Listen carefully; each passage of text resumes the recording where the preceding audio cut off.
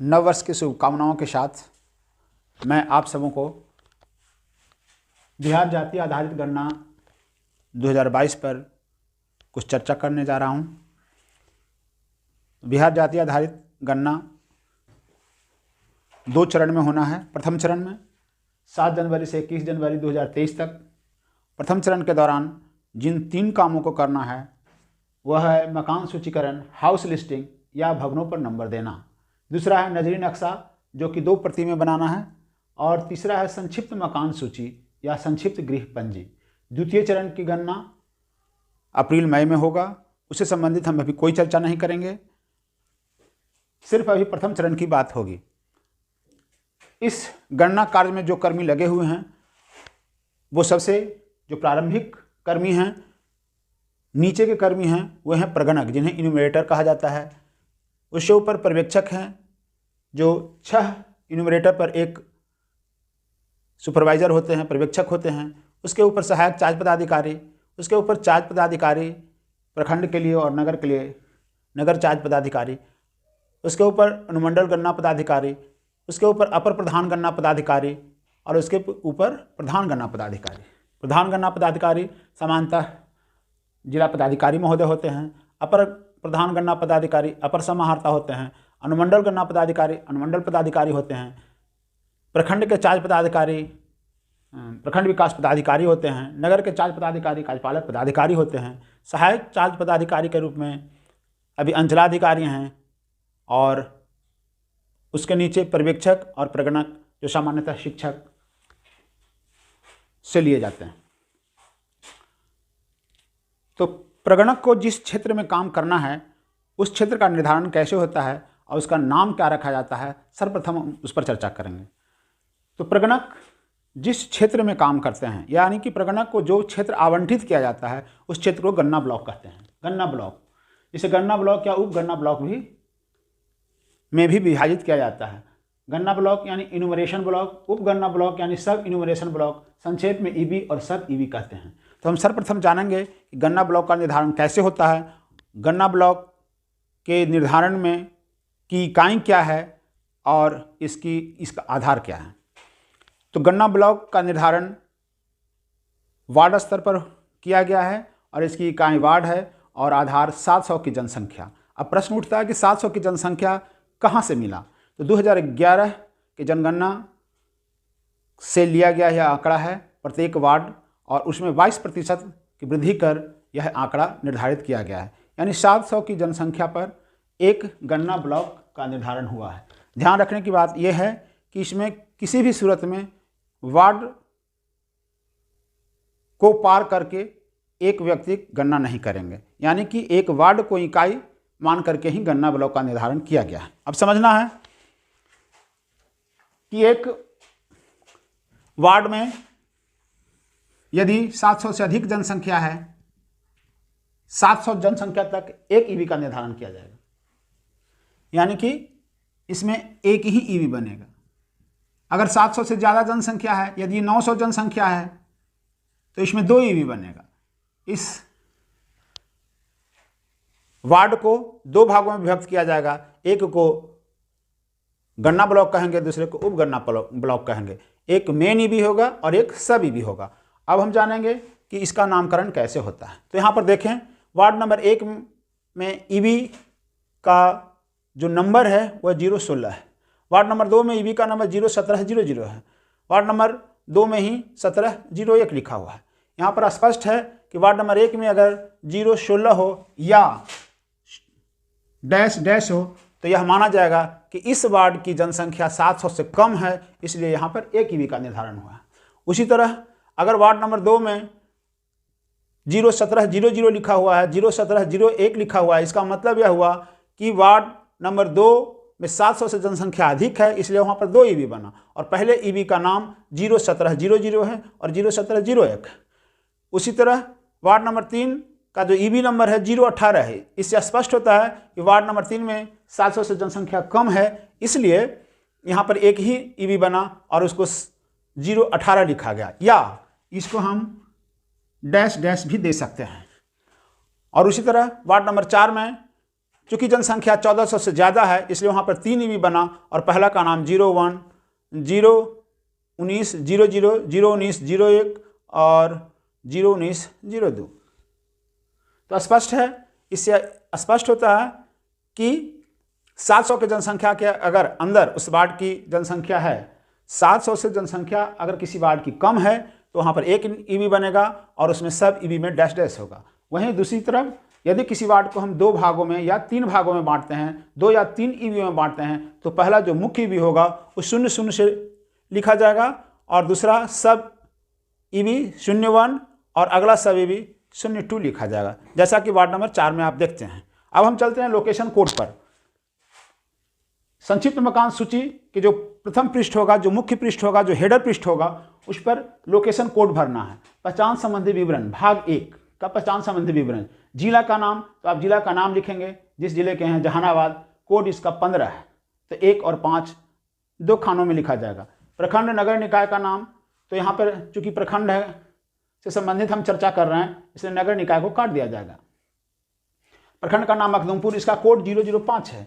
इस तरह पंचायत का नाम, मखदूमपुर प्रखंड में कई पंचायत हैं, एक पंचायत कुमरडी है जिसका कोड 012 है, जिसे 3 अंक में लिखा जाएगा। वार्ड संख्या, तो वार्ड संख्या किसी भी पंचायत के जो वार्ड संख्या होगा वही वार्ड का कोड होगा और इसलिए अगर हम एक वार्ड को लिखेंगे तो 3 अंक में 001 लिखेंगे। इसी प्रकार अगर हम वार्ड नंबर 11 के बारे में लिखेंगे तो 011 लिखेंगे। अब हम चलते हैं गणना ब्लॉक संख्या। तो यहाँ पर स्पष्ट है, अभी अभी हमने चर्चा किया है गणना ब्लॉक कैसे लिखेंगे। तो मान लिया कि वार्ड 1 में गणना ब्लॉक 16 है, 10 है, तो यहाँ पर 3 अंकों में लिखना है, जबकि यहाँ पर 4 खाने बनाए हुए हैं तो 3 अंक में भी आप लिख सकते हैं 016 और यहाँ 00, माफ कीजिएगा डैश, 016 और डैश। इसका मतलब है कि वार्ड नंबर 1 में सिर्फ एक ही ईवी बना है क्योंकि वहाँ की जनसंख्या 700 है, कम है। अगर उसी दूसरी तरफ अगर हमें वार्ड नंबर 2 के बारे में लिखना होगा तो गणना ब्लॉक 017 होगा और यहाँ 00 होगा। इसी तरह अगर वार्ड नंबर 2 के दूसरे ईवी के बारे में, सब ईवी के बारे में लिखना होगा तो 017 और 01 लिखा जाएगा। तो अब हम समझ गए हैं कि गणना ब्लॉक क्या है। अब इससे आगे की चर्चा हम पुनः करेंगे। तो हम चलते हैं प्रथम चरण के जो प्रथम कार्य है, यानी पहला कार्य है मकान सूचीकरण, यानी कि भवनों पर नंबर देना। तो भवनों पर नंबर देने के क्रम में 2 शब्दों का प्रयोग होता है, भवन और मकान।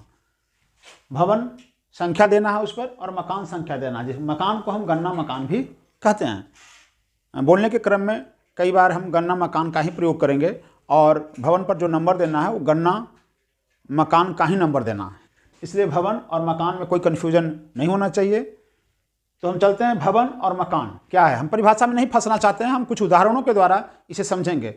गणना कर्मी यानी कि प्रगणक जब हम अपने गणना ब्लॉक में जाते हैं तो वहाँ पे एक संरचना में गए, एक बिल्डिंग में गए, तो यदि उस भवन का एक मुख्य द्वार है तो भवन की संख्या 1 और गणना मकान की संख्या भी 1 होगा, जिसमें एक परिवार रह रहा है। हो सकता है कि एक ऐसा भवन मिले जिसका मुख्य द्वार एक ही हो लेकिन उसमें 2 परिवार है, तो भी भवन की संख्या 1 और मकान की संख्या 1 होगा। तो यहाँ पर स्पष्ट है कि परिवार के अनुसार मकान नहीं बल्कि मकान के संरचना के अनुसार मकानों की संख्या निर्धारित होगी। अभी एक कन्फ्यूजन आ रहा था, अभी बात चल रही थी कि जितने परिवार उतने मकान या उतने गणना मकान, तो ऐसा नहीं है। मकान के संरचना के अनुसार, उसके मुख्य द्वार के अनुसार ही मकान की संख्या निर्धारित होगी। तो हम तीसरे मकान में अगर जाते हैं तो देखते हैं कि यहाँ पे 2 मुख्य द्वार है और इसमें 2 परिवार रह रहा है, तब हम भवन की संख्या 1 और मकान की संख्या यहाँ पे 2 हो जाएगी। एक अगले मकान में जाते हैं जहाँ मुख्य द्वार 2 हैं और उसमें परिवार 1 ही रहता है, इस स्थिति में भवन की संख्या 1 होगी और मकान की संख्या 1 होगी। क्यों? यहाँ पर 2 दरवाज़ा मुख्य द्वार है, 2 दरवाज़ा है, फिर भी मकान की संख्या इसलिए 1 होगी कि चूंकि यहाँ पे गैर आवासीय भवन पर नंबर नहीं देना है, ना ही गिनती करना है, लेकिन नजरी नक्शा पर दिखाना है। यदि हम दोनों मुख्य द्वार पर नंबर देंगे तो दोनों पर परिवार दिखाना होगा, और चूंकि परिवार इसमें एक ही है इसलिए भवन संख्या भी एक ही होगा और मकान संख्या भी एक ही होगा। वहीं अगले मकान में दो मुख्य द्वार है लेकिन परिवार 3 है, तो भी हम भवन संख्या 1 देंगे, और मकान संख्या चूंकि 2 मुख्य द्वार है तो मकानों की संख्या 2 हो जाएगी। एक में 2 परिवार दिखाया जाएगा और दूसरे में 1 परिवार दिखाया जाएगा, या पहले में 1 परिवार और दूसरे में 2 परिवार दिखाया जाएगा। तो इस प्रकार भवन और मकान की संख्या निर्धारित की जाएगी। वहीं दूसरी ओर अगर 2 मंजिला मकान है और 2 परिवार है तो भवन की संख्या 1 और मकान की संख्या 2 हो जाएगी।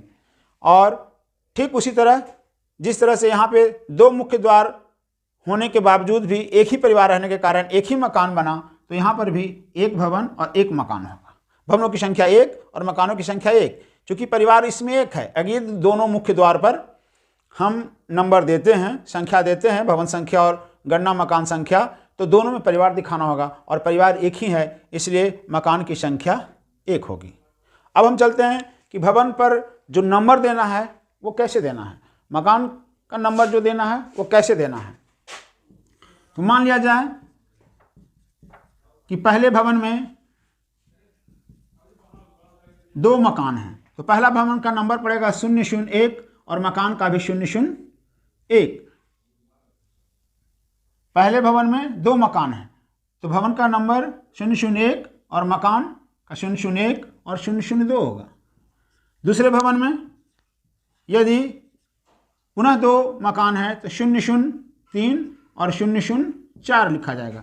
अगर तीसरे भवन में एक ही मकान है तो 005 लिखा जाएगा। और उसी तरह अगर चौथे भवन में 2 मकान है तो 006 और 007 लिखा जाएगा। कहने का तात्पर्य है कि भवन का संख्या अपने अनुसार चलेगा और मकान का संख्या अपने अनुसार चलेगा। भवन की संख्या और मकान की संख्या कोई जरूरी नहीं है कि 1 हो। तो इस तरह से 3 अंकों में भवन की संख्या और मकान की संख्या संक्षिप्त मकान सूची के भाग 2 के 10 जो कॉलम बने हुए हैं उस पर अंकित करना है। अब हम चलेंगे कि भवन के जो मुख्य द्वार पर नंबर लिखना है तो कैसे लिखना है।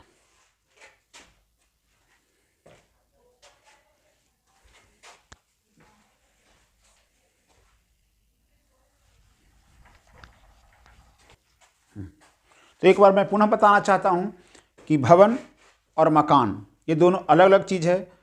परिवार के अनुसार मकान नहीं निर्धारित होगा बल्कि भवन के संरचना के अनुसार।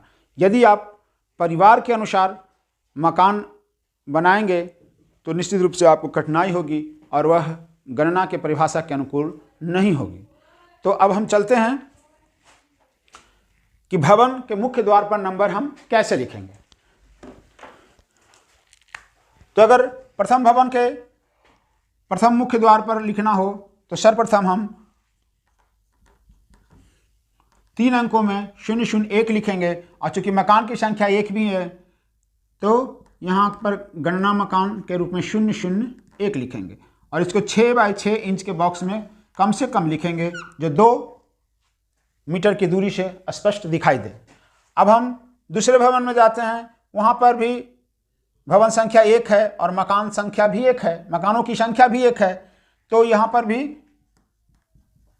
भवन संख्या 002 लिखेंगे और 002 लिखेंगे। हम तीसरे भवन में चलते हैं तो यहाँ पर देखते हैं कि 2 मुख्य द्वार है और मकान की संख्या 2 है, तो पहले मकान के मुख्य द्वार पर 003 और 003 लिखा जाएगा। यहाँ पर देखें कि भवन संख्या बढ़ता जा रहा है, गणना मकान भी बढ़ता जा रहा है। वहीं दूसरी ओर तीसरे मकान के दूसरे गणना मकान में जाएंगे, उसके मुख्य द्वार पर लिखना होगा 003 लिखेंगे और गणना मकान 4 लिखेंगे। यहाँ पर ध्यान देने वाली बात यह है कि भवन संख्या 3 में भवनों की संख्या 1 है, इसलिए भवन संख्या 003 हुआ, और मकान की संख्या 2 है इसलिए 003 और 004 हो गया, भवन की संख्या बराबर रहा। उसी प्रकार अगर भवन संख्या 4 में हम चलते हैं तो भवन 4 और गणना 005। यहाँ पर चूंकि मकानों की संख्या एक ही है इसलिए एक ही क्रम संख्या गणना मकान का बढ़ा। यहाँ पे 2 मकान है भवन संख्या 5 में, तो इसके दोनों मुख्य द्वार पर लिखा जाएगा 005, गणना बढ़कर के 006। यहाँ पर भवन संख्या वही है, सिर्फ मकान संख्या बढ़ा इसलिए 006 लिखा जाएगा। तो इस प्रकार प्रत्येक मकान के मुख्य द्वार पर इस प्रकार से लिखना बहुत ही आवश्यक है। जो 3 काम दिया गया है हम लोगों को, मकान सूचीकरण, नजरी नक्शा और संक्षिप्त मकान सूची का सबसे मुख्य कार्य है, अगर भवन पर आपका नंबर सही पड़ जाता है तो आपके आगे का कार्य, गणना का कार्य करने में बहुत ही आसानी होगी। अब हम चलेंगे कि नजरी नक्शा पर हम भवन और गणना मकान को कैसे दिखाएंगे। तो अब हम चलते हैं कि नजरी नक्शा पर हम भवनों को कैसे दर्शाएंगे। तो स्पष्ट है कि गैर आवासीय भवन का न गणना करना है न संक्षिप्त मकान सूची में लिखना है, लेकिन नजरी नक्शा पर उसे दिखाना है। तो हम कैसे दिखाएंगे देखते हैं। जैसा कि आप देख रहे हैं कि भवन का जो प्रकार है वो 4 तरह का यहाँ पे दिखाया गया है। एक वर्गाकार जो खाली है वो पक्का मकान आवासीय को प्रदर्शित करता है, जो वर्गाकार है और लाइनिंग से कटा हुआ है वो पक्का मकान गैर आवासीय है। ये जो त्रिभुजाकार है वो कच्चा मकान आवासीय है और त्रिभुजाकार जो लाइनिंग से कटा हुआ है कच्चा मकान गैर आवासीय है। अब हम नजरी नक्शा पर कैसे दिखाएंगे आवासीय को और गैर आवासीय को, और नजरी नक्शा पर भवन का नंबर हम कैसे देंगे। तो बुकलेट में आपने देखा होगा कि नजरी नक्शा पर जो भी भवन दिखाया गया है, चाहे वह आवासीय हो या गैर आवासीय हो, सभी पर नंबर देना है। लेकिन कंफ्यूज नहीं होना है।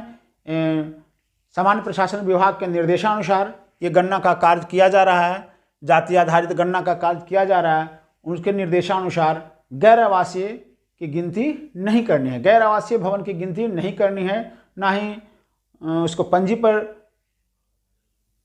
अंकित करना है और ना ही उसको उसके भवन पर नंबर देना है। तो हम लेकिन नजरी नक्शा पर दिखाना है। तो देखते हैं कैसे होता है। यह है पक्का मकान आवासीय, पक्का मकान आवासीय, पक्का मकान गैर आवासीय, कच्चा मकान आवासीय, कच्चा मकान गैर आवासीय, पक्का मकान गैर आवासीय और पक्का मकान आवासीय।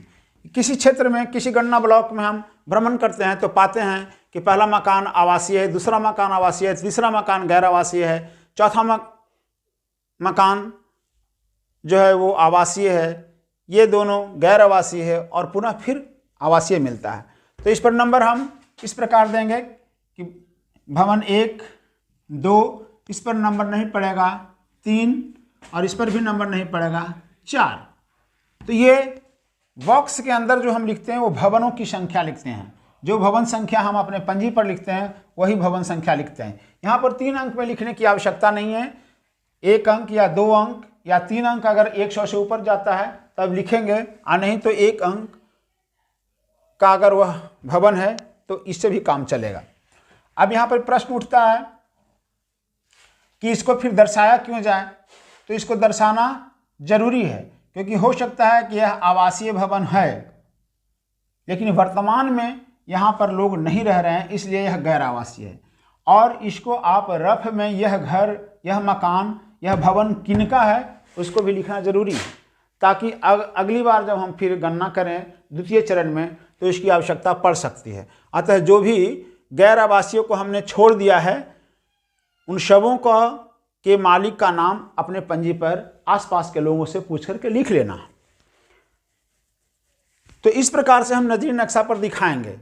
गैर आवासीय में वैसे भवनों को अवश्य दिखाएं जो जिसमें आदमी रहते थे, जिसमें व्यक्ति रहते थे, जिसमें परिवार रहते थे, लेकिन अभी तत्काल नहीं रह रहे हैं, वैसे भवनों को दिखाना जरूरी है। जैसे भूसा घर है, पशु शेड है, उन आवासीय भवनों को उतना महत्वपूर्ण नहीं है जितना महत्वपूर्ण ये है जिसमें व्यक्ति रहते हैं। तो जिसमें व्यक्ति रहते हैं उसको दिखाना आवश्यक है नजरी नक्शा पर, लेकिन इस पर नंबर नहीं देना है। अब एक संभावना बनती है कि मान लिया कि इस तरह से हम कार्य करते हुए चले जाते हैं और 150 मकान पर पहुंच जाते हैं या 150 भवन पर पहुंच जाते हैं, तब क्या होगा? और बीच में ये महोदय चले आए, मेरा कार्य, हम लोगों का कार्य 7 जनवरी से 21 जनवरी तक का है, और बीच में ये चले आते हैं और कहते हैं कि मेरा भी गणना करें इस गणना ब्लॉक में। तब उस स्थिति में जब पूरा का कार्य समाप्त हो जाएगा तब हम इनको बटा नंबर देंगे। और जैसा कि हम सब जानते हैं कि दो भवनों के बीच में जो एक नया भवन आवासीय होता है उसको हम पहले वाले नंबर का बटा नंबर देते हैं। तो उस स्थिति में हम यहाँ 2/1 लिख देंगे, और तो इससे स्पष्ट हो जाएगा कि शुरू में जब गणना हो रहा था तो उस समय यह गैर आवासीय था, लेकिन बाद में यह आवासीय हो गया है गणना के क्रम में। तो एक बात यह स्पष्ट है कि गैर आवासीय भवनों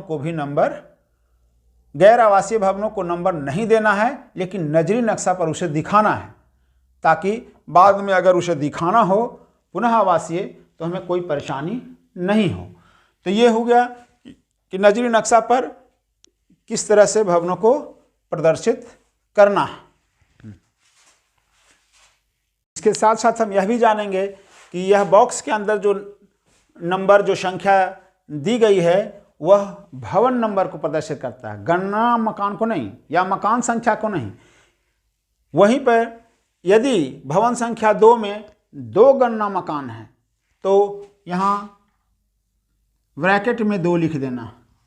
इससे पता चलता है कि भवन संख्या 2 में 2 गणना मकान है। उसी तरह अगर भवन संख्या 3 में 3 गणना मकान है तो कोष्ठ में 3 लिख देना। वहीं भवन संख्या 150 में यदि 2 गणना मकान है तो यहाँ पर 2 लिखना है। यहाँ पर नंबर लिखने की आवश्यकता नहीं है, सिर्फ 2। इससे प्रदर्शित होता है कि भवन संख्या 150 में 2 गणना मकान है या मकान है। तो हम समझ चुके हैं कि भवन संख्या क्या है, मकान संख्या क्या है, नजरी नक्शा पर भवन को नंबर कैसे देंगे और गणना मकान को कैसे प्रदर्शित करेंगे। तो इन सूचना के साथ अब हम विस्तृत चर्चा करेंगे कभी अगले वीडियो में संक्षिप्त मकान सूची के बारे में, जिसमें 10 कॉलम हैं और 10 कॉलम को हमें कैसे भरना है। धन्यवाद। तो हम चलते हैं। चूँकि विहार जाति आधारित गणना 7 जनवरी से प्रारंभ होना है, तो हम लोग समझे कि सर्वप्रथम क्या करें। तो सर्वप्रथम हम लोग क्षेत्र का भ्रमण करें, प्रगणक एवं पर्यवेक्षक दोनों साथ साथ में भ्रमण करें, और वार्ड में भवनों का बंटवारा इस तरह से करें कि सभी प्रगणकों को बराबर बराबर भवन या परिवार मिले गणना करने के लिए। चूंकि यह कार्य पर्यवेक्षक को ही है। यदि किसी वार्ड को 3 हिस्सों में बांटा गया है, वहाँ की जनसंख्या यदि 1400 से अधिक है, यानी 15 या 1600 है, और इसे 3 भागों में बांटा गया है, तो इस तरह से बांटें कि सभी प्रगणकों को बराबर बराबर यानी 1500 मिले। उसी तरह अगर वार्ड 4 भाग में है तो 4 भाग में बांटा गया है तो वार्ड को 4 भाग में बांट दें। अगर वार्ड को 2 भाग में है तो वार्ड को 2 भाग में बांट दें। वहाँ पे देखना होगा कि बराबर बराबर कहाँ आता है। ये अनुमानित है, ये कोई ज़रूरी नहीं है। यदि 900 की जनसंख्या पर 2 ईबी का निर्धारण हुआ, एक वार्ड को 2 ईबी में बांटा गया है, तो कोई ज़रूरी नहीं है कि 450 और 450। एक भौगोलिक स्थिति को, एक गली को, एक रास्ता को, या कुछ ऐसे मकान हैं जिससे यह स्पष्ट दिखाई दे कि यहाँ से उत्तर तरफ एक प्रगणक को और यहाँ से दक्षिण तरफ दूसरे प्रगणक को, उसमें एक को 500 भी पड़ सकता है, एक को 400 भी पड़ सकता है। तो इस तरह से उसका बंटवारा कर लें। और इसमें मुख्य भूमिका होगी पर्यवेक्षक की। जो बाहर रह रहे हैं उनको भी सूचना दें। अगर आप क्षेत्र भ्रमण करने गए हैं, प्रथम दिन गए हैं, तो सभी लोगों को सूचित कर दें कि यहाँ पे गणना होना है, जाति गणना होना है। अतः जो लोग बाहर हैं उनका भी डाटा इकट्ठा कर लें, उनके दूसरे सदस्य, और यहाँ दे देंगे, उनकी गणना हो जाएगी। बिहार के आदमी कहीं भी बाहर हैं तो उनकी गणना यहाँ पे हो जाएगी। वहीं दूसरी तरफ अगर दूसरे जगह के लोग यहाँ पर हैं तो उनकी भी गणना यहाँ पे होगी, और उसके अगले फेज में उनका स्टेट लिखा जाएगा कि ये कहाँ के हैं। लेकिन कोई किराएदार यहाँ हैं या कोई अस्थायी रूप से यहाँ रह रहे हैं तो उनकी गणना भी यहाँ होगी इस फेज में, प्रथम चरण में, फर्स्ट फेज में। बेघर परिवार की भी पहचान कर लें। अगर उस गांव में कोई बेघर परिवार रह रहा है तो उसकी भी पहचान कर लें कि कहाँ पर है, किस स्थान पर है, क्योंकि उसकी गणना जब ये सामान्य परिवार का हो जाएगा, जब पूरी गणना समाप्त हो जाएगी, तब बेघर परिवार का करना है। तो इसका पहचान कर लें किस क्षेत्र में बेघर परिवार है या नहीं है। उसके बाद भवन पर नंबर दें, और भवन पर नंबर दें और तब नजरी नक्शा बनाएं। ये दोनों कार्य कच्चा वर्क जरूर करें। पहले कच्चा कार्य कर लें ताकि कोई गलती हो तो हम उससे सुधारने में का समय हमारे पास रहे, सुधारने का मेरे पास ऑप्शन रहे, विकल्प रहे। तो यहाँ पर ध्यान देना है कि भवन पर नंबर दें और नजरी नक्शा बनाएं। नजरी नक्शा भी पहले आप कच्चा कार्य करें, तत्पश्चात ही फाइनल करेंगे। भवन और मकान पर नंबर देते समय भवन मालिक का नाम रह पर जरूर लिखें। कहने का तात्पर्य है कि अगर आप भवन पर नंबर देते जा रहे हैं, उस समय और डिटेल्स उनका नहीं लिख रहे हैं, तो कम से कम भवन के जो मालिक हैं उनका नाम लिख लें, ताकि जब आप दोबारा वहाँ जाएं तो आपको नजरी नक्शा पर पता चल जाए कि ये किनका भवन है। जब भवन पर नंबर पड़ जाए उसके बाद ही संक्षिप्त मकान सूची भरें। संक्षिप्त मकान सूची पर हम लोग कभी बात करेंगे। किसी समस्या समाधान के लिए पहले पर्यवेक्षक, मास्टर ट्रेनर और 4 पदाधिकारी से बात। अगर किसी समस्या में पड़ते हैं तो अपना आपके जो सहयोगी हैं, आपके पर्यवेक्षक हैं, सर्वप्रथम उन्हें सूचित करें, नहीं तो फिर अपने मास्टर ट्रेनर को सूचित करें और उसके बाद 4 पदाधिकारी को सूचित करें। तो इस प्रकार आपकी समस्या का समाधान निस्संदेह पूरा होगा। ग्रामीणों से या जिनके घर आप कार्य करने जाते हैं, जिनके घर कार्य करने जाते हैं, उनसे विनम्रता से बात करें, उन्हें अच्छी तरह समझाएं और सबको यह बताएं इसके बारे में कि आपका गणना करना है और आप इसमें हमें सहयोग करें। जब आप अच्छी तरह से विचार व्यवहार करेंगे तो निश्चित रूप से आपको भी सहयोग करेंगे। हो सकता है कि चाय पानी की भी व्यवस्था आपको कर दें। तो आपका व्यवहार बहुत ही गणना कार्य के गुणवत्ता को सही दिशा में ले जाने का आपका व्यवहार बहुत ही महत्वपूर्ण है। आपका व्यवहार अच्छा होना बहुत ही जरूरी है। और अगली बात कि आप अपने वेशभूषा पर भी ध्यान दें। अगर कहीं चले गए ऐसे ही उठ-पट करके, चल दिए झोला ले करके, तो अच्छा नहीं लगता है। जब आप जाएं थोड़ा सज धज कर जाएं तो लोग समझते हैं कि हमारे यहाँ कोई गणना कर्मी बाहर के आए हैं, तो निश्चित रूप से इसमें कुछ खास बात है, तो आपको भी वो सहयोग करेंगे। एक मुख्य बात, एक गांव में अगर 2 वार्ड है तो कुछ लोग इस तरफ रहते हैं, कुछ लोग दूसरे तरफ रहते हैं। एक गांव में अगर 2 वार्ड है, 10 है और 11 है, तो कुछ लोग 10 में है और कुछ में 11 में। लेकिन वहाँ पर समस्या लाते हैं कि 10 का नाम 10 में भवन है 10 में और उनका नाम जो मतदाता सूची में है वो 11 में है। तो वो कहते हैं कि हम तो 11 का हैं, लेकिन हमें उससे कोई मतलब नहीं है कि उनका नाम किस मतदाता सूची में है, किस वार्ड के मतदाता सूची में है। हमें भौगोलिक स्थिति के अनुसार ही करना है। अगर ये इस तरह से 2 वार्ड बटा हुआ है, ये 10 है और 11 है, अगर इसमें मकान है, इसमें उनका भवन है, तो यहाँ गिनती होगी, नहीं भवन है तो गिनती नहीं होगी। तो हमें वहाँ की भौगोलिक स्थिति के अनुसार गणना करना है। तो इस क्षेत्र में जिनका जिनका भवन रहेगा उनकी गिनती यहाँ होगी और इस क्षेत्र में जिनका भवन